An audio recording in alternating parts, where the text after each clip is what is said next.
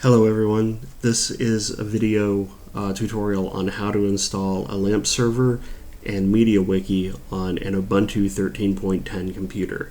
The idea behind this tutorial is that it's designed primarily for Windows admins who have little to no experience with Linux but are interested in learning, whether it be just to expand their knowledge base or to possibly use older computers that they can't really run newer versions of Windows on. So, to get started, the first thing that we're going to do is we're going to install a package repository called taskcell. So, in order to get that, we want to type sudo apt-get install taskcell.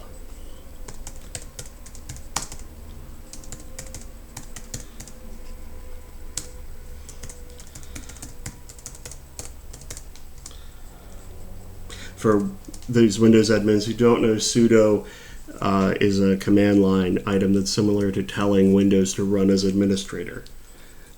The great thing about it is that you can run Linux all the time in sort of standard mode and only go into sudo when you need it.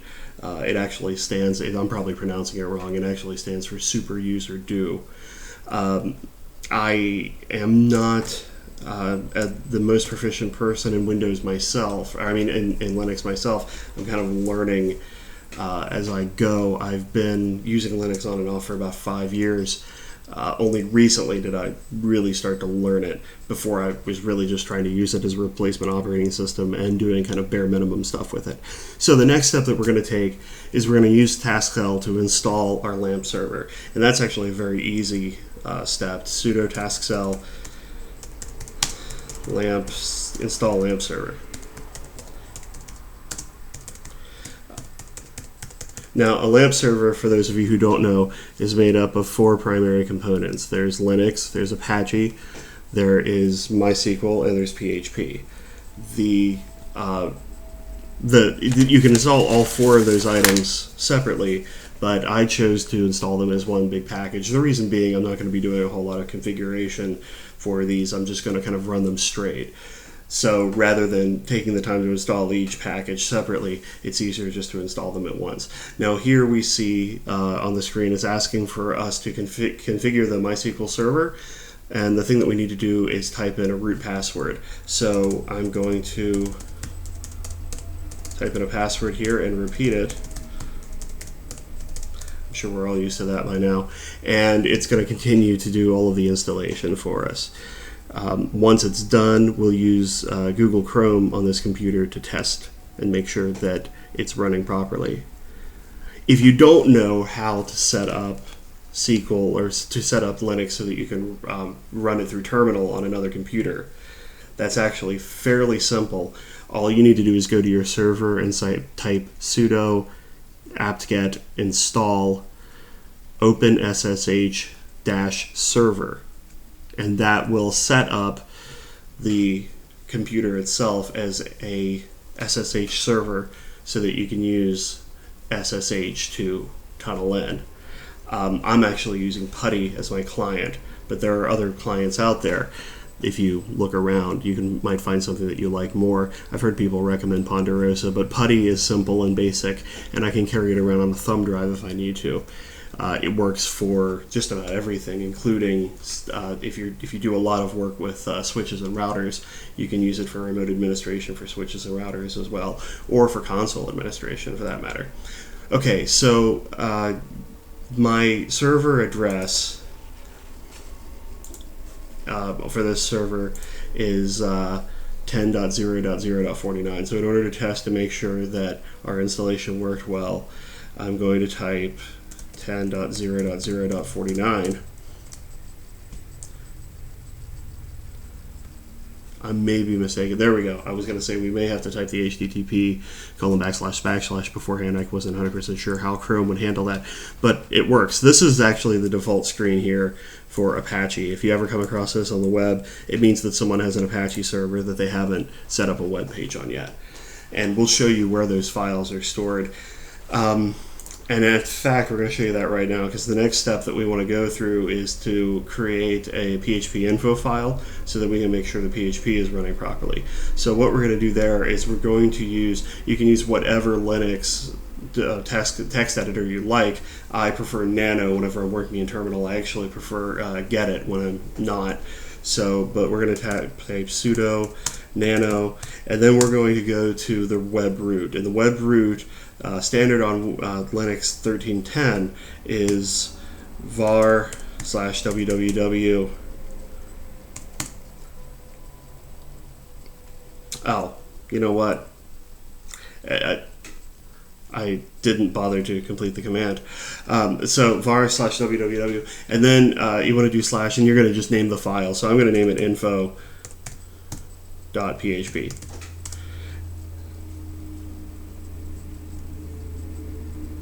And it also helps if you spell sudo correctly. This is why it's fun to learn. Okay, so that opens up Nano, and Nano is just a text editor. If there was an actual text file here, it would have brought up that text file, but since there's not, what it does is it brings up a blank text file that already has that name. So what we're going to do is we're going to go ahead and do a little bit of PHP. If you know any PHP code, you'll recognize this. If not, then you're, I always like to indent that. If not, then you're learning something new. So you want to type the open and close brackets in between. You want to type PHP info with empty bracket with empty parentheses and hit your semicolon button. If you're using Nano, you press Control X and then you hit yes for Y for save, and then enter, and boom, that file saved.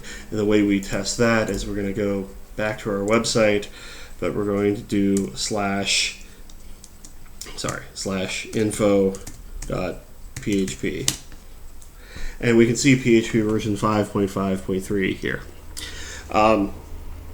Quick word of note: I've noticed on trying this in an Ubuntu 14.04 computer that while Apache does seem to install everything the same way it installs it here, with your Apache index.html file in the var www file, it seems like Apache has changed. Either Apache has changed, or for some reason Ubuntu 14.04 has forced a change to where there's an extra folder in there. So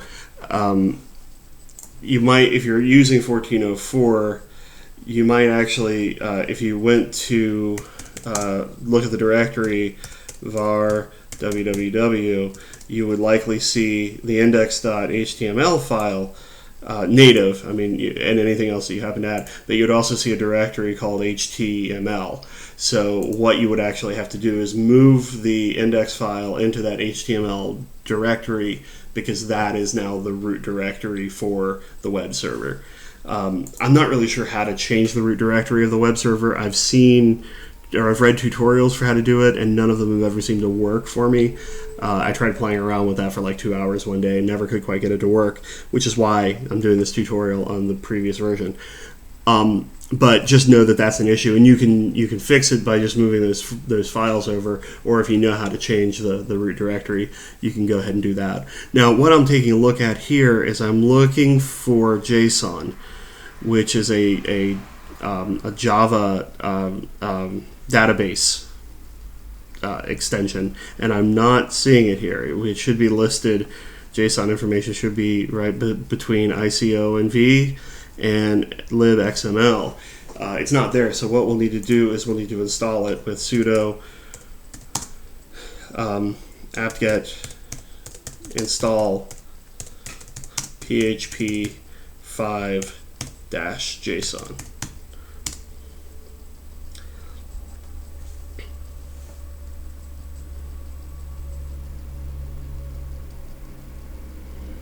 And it seems like we're hanging up a little bit here trying to get to that apt-get, or trying to get to the apt repository. This JSON installation is something that you're going to need later. The MediaWiki is actually going to prompt, if it sees that it's not installed, it's going to prompt you and say you need to install it. So my thought is just to go ahead and get it over with right now. We may need to restart the server before the before it will actually take effect. And that's one of the reasons that we wanted to set up the PHP info file when we did, so that we would know whether or not the server needed a restart. We can just go into that info file, we can refresh, and we can see if the JSON values are in there or not. One of the biggest reasons I wanted to make a video for this is that I found numerous tutorials. None of them seemed to work quite right for me. In fact, I had to sort of piece together 3 or 4 different tutorials in order to get to what I've got now, in order to get this installed. I decided to install this at work because I wanted to create a nice documenting system for our IT department, but I also wanted to see if we could do something to save some of the older computers that we were getting rid of as we were switching over all of our Windows XP computers to Windows 7. So this was sort of my big project at work, and I feel like it went well. We're using the wiki, the wiki server. It's coming in handy, so I'm happy with the results. But I thought it would be great if other people could have someplace that they could go to get instructions on how to get it done. A lot of times, I think it's part of the sort of Linux, the Linux attitude, where everything is decentralized, and you don't necessarily have people like always telling you have to do it this way and you have to do it that way. Part of that is kind of liberating, because we know that if someone else comes up with something newer and better, we can go with that option. But part of it is also frustrating, because you can find 15 different results for the same search on how to do something. That's one of the reasons I thought a video would be nice, because a video provides sort of step-by-step instruction and proof, instead of me just saying, oh, well, you just have to download a tarball and decompile it, and you don't know what that means because you're a Windows admin like me, and you're not quite as familiar with all of these Linux-specific instructions. So we're still waiting to connect. This connection, I'm told that this connection issue with apt has something to do with IPv6. And I thought that I had actually taken care of it, and I'm going to have to go back in and check and make sure that those settings that I changed are still in place. But I think what we're going to do is we're going to take a quick little jump ahead in time. Once we'll come back once this is finished downloading, and we'll decide whether we need to restart the server.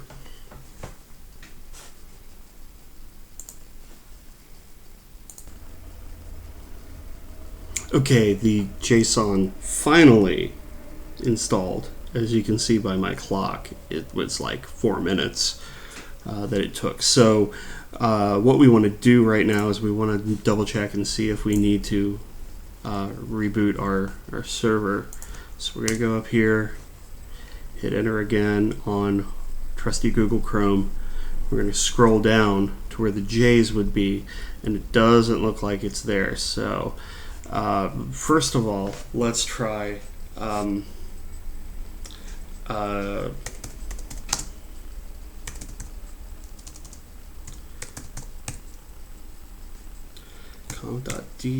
if I'm remembering this right.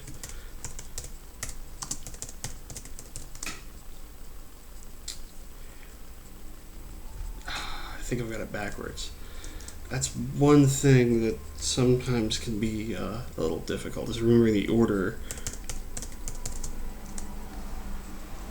No, okay, can't do it. So, or we can, I just don't remember the command. Let's look it up.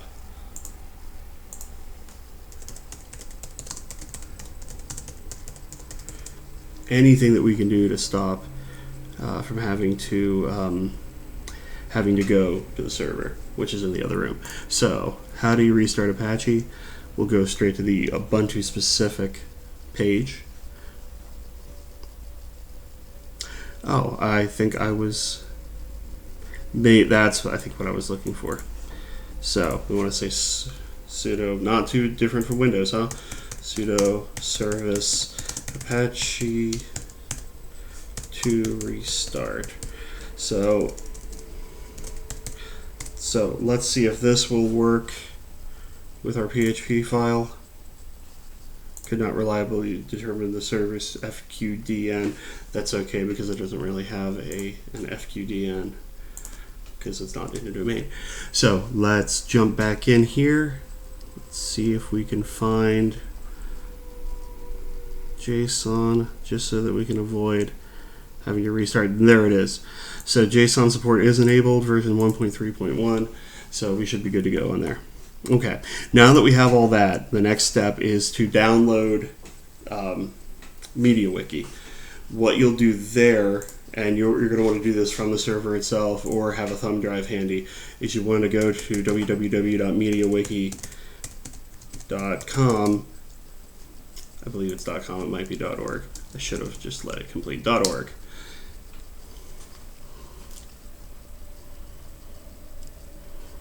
And we want to go to install. Or is it install?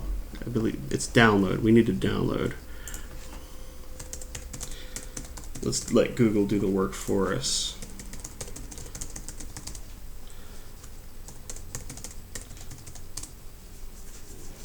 So the download that you want is right here. Let me expand the page a little bit so that you can get a better sense of size. I'm not 100% sure that my camera will work if we make it full screen, so let's pull it like that. Okay, so you want this download MediaWiki 1.22.6. What it's going to do is going to download a .tar.gz file, and that is the file that you're going to decompress in order to install in the web root. So the way we're going to do that is we're going to use tar. And first, let me show you. If you download, if you're using Ubuntu and you're using the native web browser, you're using Firefox. And if you use Firefox to download this, it's going to end up in your downloads folder, which is going to be home dot or slash your username, which for me is D McCaslin, slash downloads.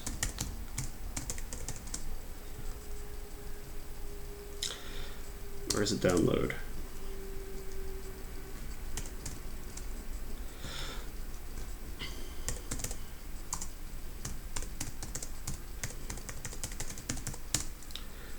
That it is downloads.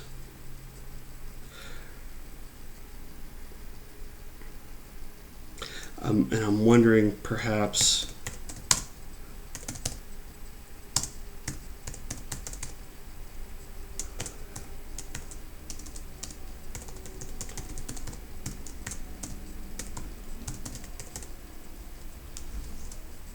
okay, there we go. So you'll have to sudo that. Probably because you're identifying it by a specific user. That would be my guess. And Linux is kind of particular about that. So if you guys are trying something, if someone says do blah blah blah, and you don't know, you try it doesn't work, try doing it with sudo in front of it and see if that helps. So what we have is this MediaWiki 1.22.6.tar.gz, and what we're going to do to decompress that is we're going to use the command tar zxvf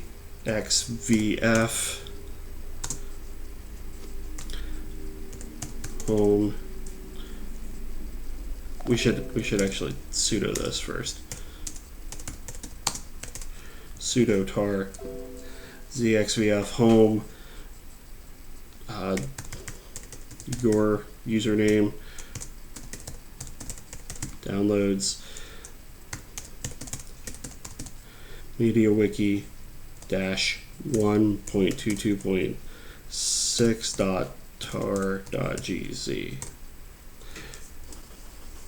Now the ZXVF portion, what that does, the Z points to the fact that you're using gzip. The V stands for verbose. The X is actually what decompresses it.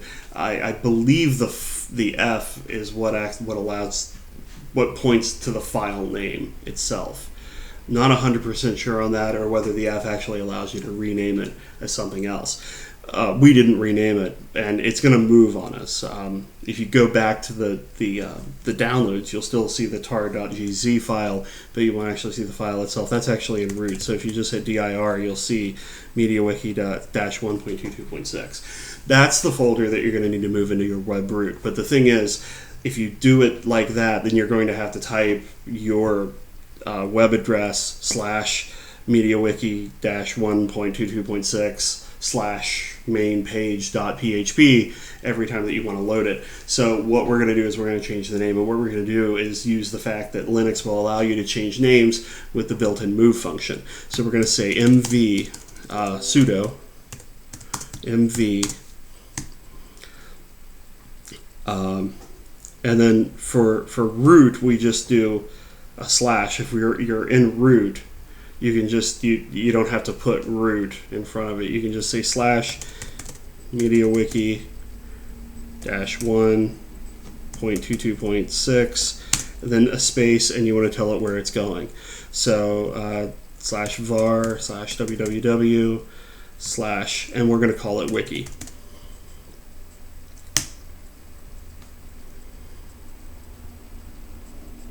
I must have spelled something wrong. Or do I need the trail? I might not need the heading slash. Let's check. Oh, there we go. No, okay, so you don't need to put the slash in front of it. That was my bad. Again, I'm kind of learning this at the same time as I'm trying to teach it. They say that the best way to learn something is to teach. So we'll see if that's true. If you go to your friendly neighborhood web browser and you type your address, which for me is just my my IP address /wiki. As you can see, I've done this before. It's going to take you to the MediaWiki website. It's going to tell you local settings.php not found. We're going to rectify that, and the way we rectify that is going through setup. So we go through setup, click continue. It's going to do environmental checks. This is where it'll bring up that JSON issue. I kept playing around with this PECL, trying to make sure that trying to get JSON out of PECL because it's available there, but I could never quite get it to work. Finally, I figured out that you could just do the PHP5-JSON, and I got it to work that way. So we're going to hit continue. It's going to say connect to database. Remember how I told you need to come up with a password for MySQL earlier? Well, this is where that comes in handy, because otherwise you wouldn't be able to connect. So you're going to type your password there. You're going to hit continue. Then you're going to hit continue again. Name of your wiki. We're just going to call it the test wiki. My name.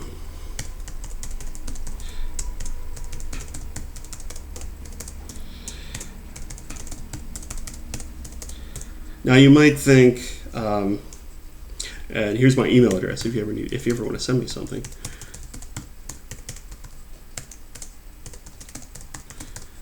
So yay. So you might think, oh well, it's fine. I'm done now. I can go ahead and get through this. Well, you're going to find that you can't. The two passwords you enter don't match. I'm going to make it something simple.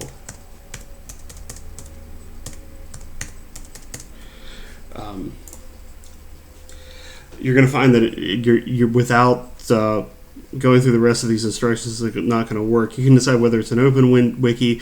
With the one that I created for work, we're only using it on site, so we're going to do authorized editors only. Copyright and license, I didn't change any of that, but if you wanted to make sure that it was public domain, or if you had a Creative Commons license you wanted to use, you could use that. And then there are some extensions that you can add here. There was one that I don't see on here, but they've got an extension. If you check their website, there's an extension for photos that they recommend using. Logo URL, if you already have your logo picked out, you can stick it there. If not, you can wait. And then you want to hit continue, and once it gets to the completed screen, what it's going to do is it's going to download a file for you. And you're going to need to take that file and you're going to need to move it onto your server. Once that file, that file is the local settings.php, the file that when we first started the MediaWiki part of this, it said was missing. So what this is going to do is once you create this file, you'll put it in the MediaWiki folder, which for us is wiki, and then you're going to be good to go. As you can see, that local settings.php just downloaded. So what we're going to do is we're going to pop in a thumb drive, and we're going to skip over all of the boring stuff with the thumb drive, and thankfully, with the way Chrome is set up, we don't even have to open anything. We can just grab and drag, and there it is right there. The local settings, actually it's local settings 2. We're going to go ahead and change that name now, just to make it a little easier.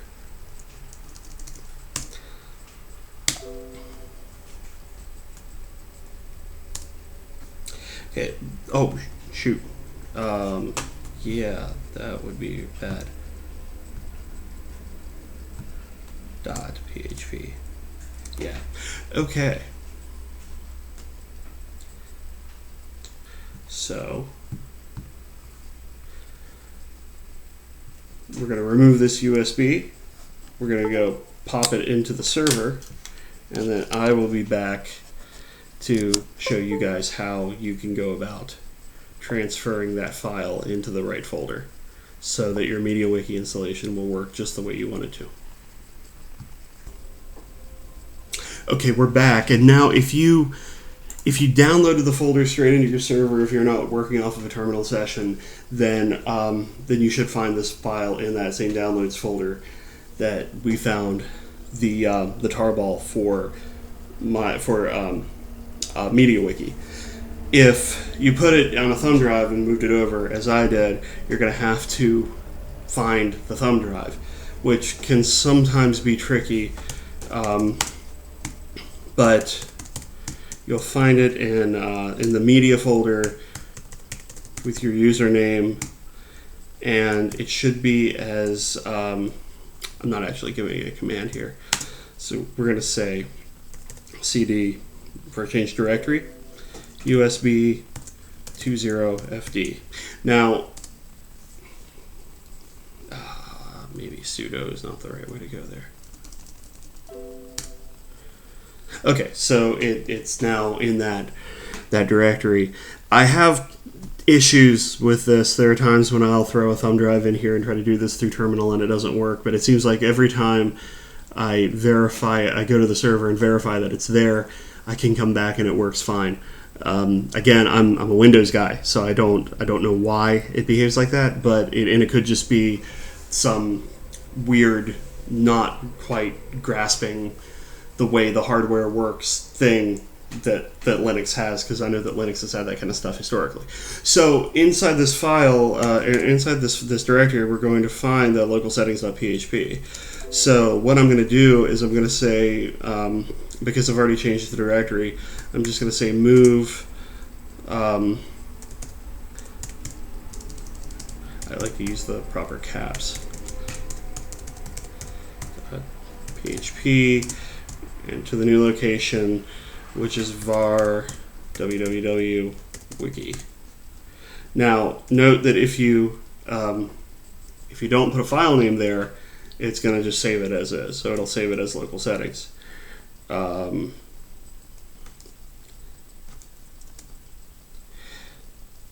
know what? We need to do this as sudo. I should know this. Every time I move, I have this problem. But you have to do sudo whenever you want to move a file.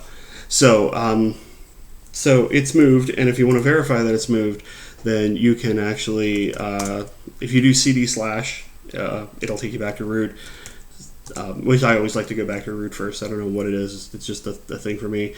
But you could do this from anywhere, just as long as you use like relative directories. So if you want to move like deeper into a directory, for instance, if I was in media and I wanted to move to dmccaslin/USB, I could type just move or cd/dmccaslin/USB 20fd, and that would work.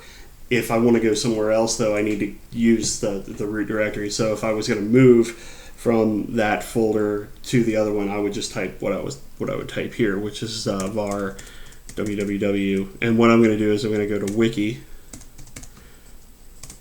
and I'm going to do a directory lookup, and I'm going to see that local settings.php is in fact there, which it is. It's right there. Now the other thing, I'm going to go back to root, is you don't have to move around the file system just to look at something. You can, and this is the same with Windows, you can do directory, and it works the same way. I like to move around a little bit sometimes. Sometimes I like to sit still. But the key is I wanted you guys to be able to see, particularly those of you who aren't as familiar with Linux, that there are multiple ways of kind of moving that around. So now that this is installed, if we follow the instructions on screen, it'll say that when this has been done, you can enter your wiki. So if you click the Enter Your Wiki button, boom, you're there. You're in the main page. Now, I had said before that when we were talking about Nano, I said that if there had been something there when we had created our PHP info file, that if there was something in there that you would be able to see it. So just to show you, and you may need to do some of this if there are things in that local settings file that you need to change.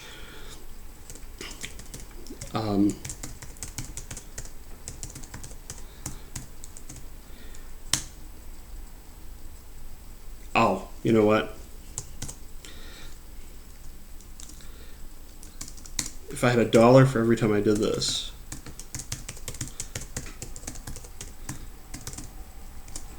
I would have some dollars.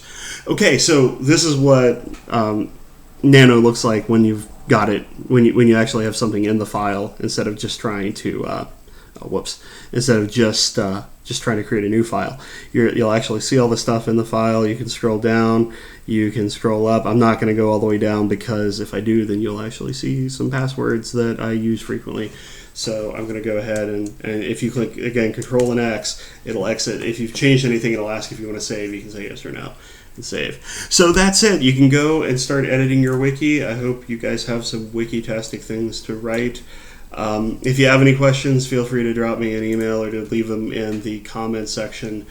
Again, I'm kind of new at this, and I'm actually hoping that teaching it will help me grasp it a little better. But I also hope that it was educational for you. So thanks for watching.